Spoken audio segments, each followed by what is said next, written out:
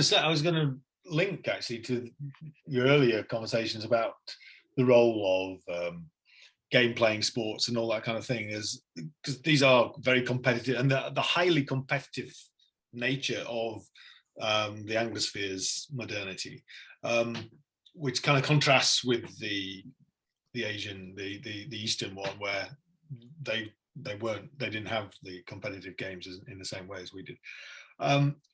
So, and another thing that strikes me in listening to what you're saying, Gellner talked about how something he said, you know, we could probably do with something like you're saying, a huge kind of world government dealing with the big international things like the global crisis and pandemics and things like that.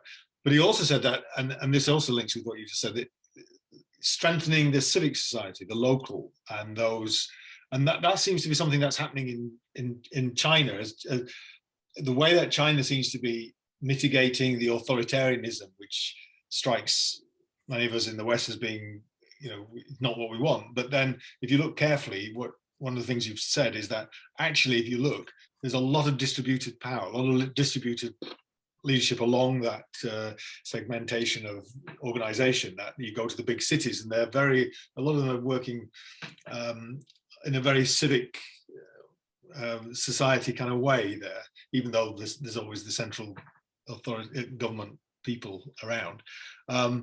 So you could end, I mean, this seems to me a model for how it might work would be to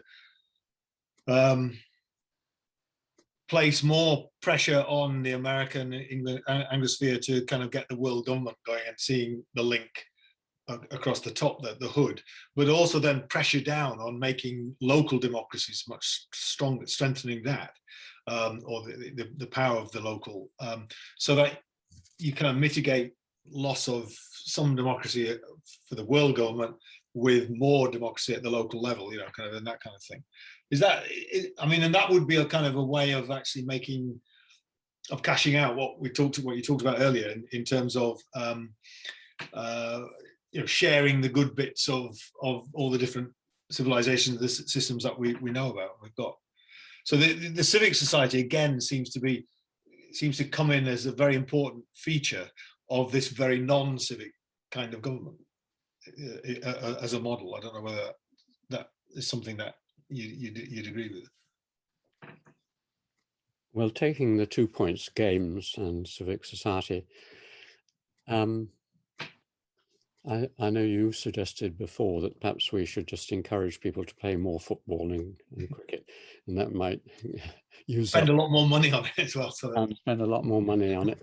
That would have the double benefit that it would channel, as they might say, their aggression, and also the large arms manufacturers could go into cricket manufacturing. So you have constant Olympics rather than constant warfare. Yeah, that's right. Play. Instead of slay, as I said. I think, I mean, on that thing, I think that's an excellent idea, because I don't think it's very unlikely we're going to eradicate the game's enthusiasm. And indeed, it's spreading everywhere. I mean, obviously, thinking about this in the Olympic Games, but thinking about the growth of women's participation in sports, thinking about the participation of Asian societies. I mean, 20, 30 years ago, you know, the idea of a Japanese football team was ridiculous. But, you know, they now play all sorts of things very well. So everyone loves games, and they do seem to fit in with other aspects of modernity. But the good thing about games is that they're not really based on aggression. They shouldn't be based on aggression. I was always taught that aggression is nothing to do with playing games well. I mean, you may, as Andy Murray or something, go, or a footballer go like this, but that's just showing off. When you're actually playing, you have to be cool, calm, rational, and you don't hate the enemy. You want to outmaneuver them. So games look as if they're aggressive, but they're not really. And secondly, they're very bounded. And in principle, they don't create any form of ongoing trouble in the society. in theory, you know, when a football crowd comes out of the stadium, it doesn't immediately lead to Manchester or Leeds suddenly becoming burnt to the ground by enthusiastic football. You know, the stadium is the stadium, and the same with games. When we came off the football pitch, you know, we didn't then go and beat up people who had been beaten us in the game. So you can contain them. So they fit very well in our model of breaking apart a package. You know, they fit alongside work and other things and rationality, and you can go to church and be a good footballer and so on and so on. So they are something which will increase, and not only do they occupy the people involved in them, but obviously people spend an awful lot of time and, you know, adapting canes. There is nothing less warlike than watching snooker. I mean, you can watch snooker interminably, like watching people cooking, you know, fairly harmless. So I think that aspect is good. On the idea of pushing up and pushing down, if you take two ideas from the Enlightenment thinkers, you take the idea of Adam Smith on his idea of the night watchman state. Basically, what he was saying is that governments their power should be restricted to areas where they are needed at that level. And his night watchman state was to deal with national problems. So the economy or foreign relations or war, international. That was what the state, and it should be confined to that. It shouldn't fiddle around at lower levels, because then it interferes with the market and so on and so on. So work out what the government is, where you need something across borders or across a whole country, and then give someone the power to deal with something that deals with the whole country or across borders. Everything else is pushed down. Now, if we adapt his idea and push up and push down, so you push up to the world level, everything that is world level. That isn't just war, which obviously is, because any war affects us. It's now disease, as we can see so clearly. It's also things like communications and cyber warfare and international crime and international problems of refugees and migration. There are many problems which are everyone is affected. When people flee from Afghanistan, it's going to affect all of us. When people have some problem in some part of India, we are all affected. No man is an island now, no nation is an island now. So we work out a list of things which are world problems, and we say, okay, a world body needs to deal with these world problems. I mean, the UN sort of does that with education and so on to a certain extent, but it isn't really carefully worked out, and it doesn't have the budget to deal with that. So you push that. Then at the national level, you work out what you need for the whole of the nation, which, you know, there are a certain number of things. But at the moment, it either interferes too much lower down, or it leaves things and just no one deals with it. And then you take an idea of Tocqueville's, which is, I think, to a large extent solves that problem you were mentioning, the anxiety about the loss of democracy that we have grown up with, which is that somehow we will lose control over our own lives, at least, although it's a complete sham, as everyone knows. We pretend to ourselves that by electing people every 4 years, we are keeping control over our borders and our laws and so on. I mean, all the Brexit stuff. Yeah. Well, it's clearly nonsense. We don't. I mean, a vote doesn't have that effect at all, but it's a delusion which comforts us. But Tocqueville said, get to the essence. What is the essence? The essence is that you have control over things that are important in your lives. That is democracy. Self-rule, self-political rule, that you are in charge of the powers that dominate or concern your lives. If that is democracy, what we need to look at is how that is produced.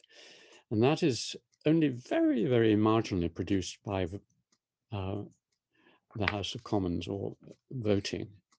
It's very largely produced by lower levels and can be produced by lower levels in the system. So he said, what I mean by democracy in America, he didn't mean the political system in America. He meant civil society, quite clearly. He says it again, it's associational culture.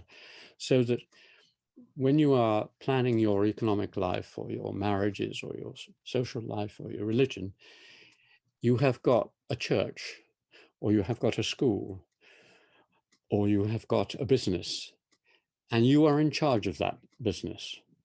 You have a say in it. You run your work life, you run your religious life, you run it, and you do it at a local level.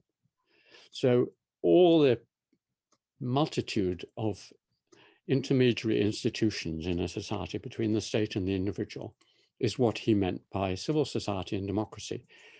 And that is where both the Chinese, traditionally, because it's such a huge country, and the British, because they've had a very strong system of local government and associational culture to a large extent, and the Americans, we've got a lot of experience of this.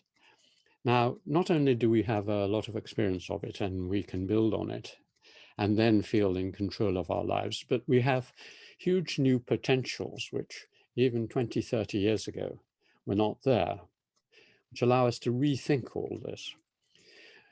And two of them are that our populations are much better educated, that you have basically in many Western societies, a huge pool of very capable, well-educated, rational individuals who are perfectly capable, if they're given the encouragement and the means and the institutional backing, to do most jobs that our society needs.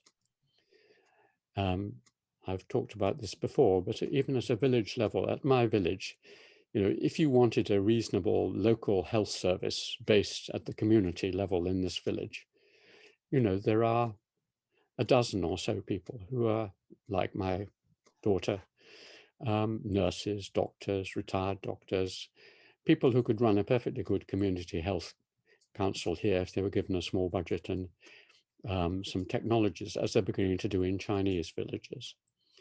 Same with education, retired teachers, people who would be perfectly good at teaching if they were given a few months instruction. There's nothing magical about all these things.